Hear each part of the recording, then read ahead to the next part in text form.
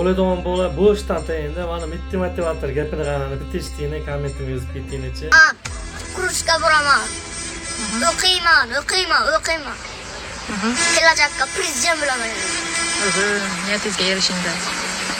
Samolyotlarga minib yuraman. Sen ham indirasizmi hay? Da.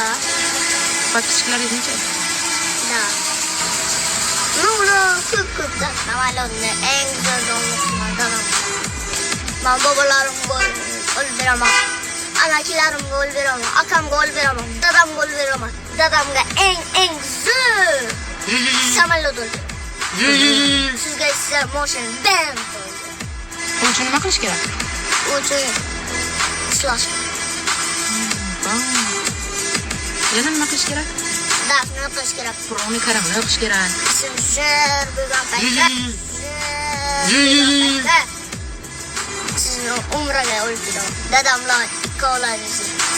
Qachon mana deysiz ekaningizga sana muncha asal bachasan. Men asalchi emasman, men zaroviy machikman, mushukman. Menga bunaqa gaplar yoqmaydi. Tushunasizlarmi? Qanaqa gap? Asalchi deyga. Asalchi degan gaplar yoqmaydi. Nima uchun? Hamma seni yaxshi ko'rgandan asalchi deydi, yekajonim. Men yo Ibrohim desa mayli. Mushuklarga mitti motivator desa bo'ladi ku. Menga ko'rsatiki gaplar yoqmaydi. Men asalchi emasman, men mushukman, mitti motivator. Ana ismim Ibrohim yo'q. Mushuk bo'lib katta bo'laman. Tabiiylar o'zingizlar asaydi. Aytgancha sizlarni yaxshi ko'raman, babchiklarim.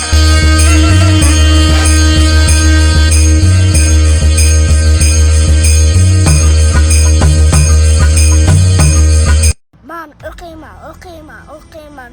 Kelajakka prezident bo'laman. Chiqargan videolarim esinglardami? Million prosmotr bo'lgan videomni aytibmanmi? O'sha videoyim ba'zi bir kishilarga yoqmadi. Hamma kommentariyani o'qib chiqdim. Nimasi allam qilib sizlarga? Biron xil nojo'ya gapirdim sizlarga. Nima uchun buncha allam qilib ketdi? O'ziga ayb yo'q. Men xalqni pulini yeydigan odam emasman. Men qarindoshlarimga men samolyot olib bersam, o'zimning kuchim, o'zimning mehnatim, o'zim samolyot olib beraman. Men xalqni o'ylaydigan prezident bo'laman. Tamom. Men prezident bo'lishga arzimaymanmi? Meni Allohning o'zi qo'llaydi. Может, Amerikaga prezident bo'lsam, bu sizlarning yutuqlaringiz emasmi? Amerikaga prezident bo'lsam, kirib chiqishlaringiz ham oson bo'ladi. Men chunki xalqni o'ylaydigan prezident bo'laman. U uchun faqat xalqimga yordam berib, duosini olaman.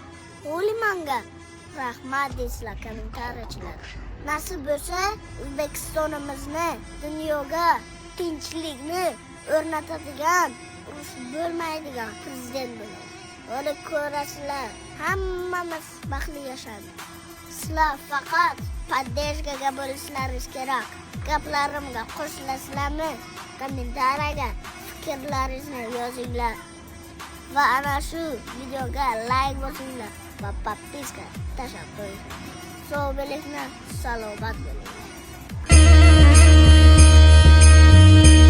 Aytgancha kommentariyachilarim, men prezident bo'lishga loyiqman yo yo'qman? Shuni ham yozib ketinglar. Sog' bo'linglar, salomat bo'linglar.